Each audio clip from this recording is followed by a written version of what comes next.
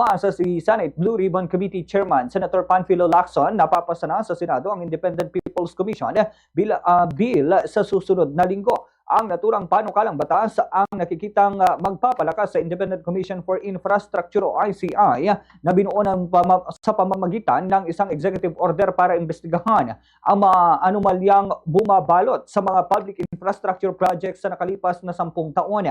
Ayon kay Lacson, batid ng Senado ang mga hamon na kinakarap ng naturang komisyon mula noong ito ay binuo. Sa kasalukuyan, wala anyang miyembro ng Senado na tumanggi o kumistyon sa naturang panukala at lahat ng mga senador ay nagpahayag ng kanilang pagsuporta para sa itatayong bagong komisyon. Binigyang diin ng batikang senador ang pangangailangang mabigyan ang ICI ng independent at immunity mula sa anumang impluwensya at political issue upang makapagtrabahong mag-isa. Umaasa naman ang senador na susunod din ang Kamara de Representantes sa magiging hakbang ng Senado o kung hindi man ay mas mauunang ipasa ang House version.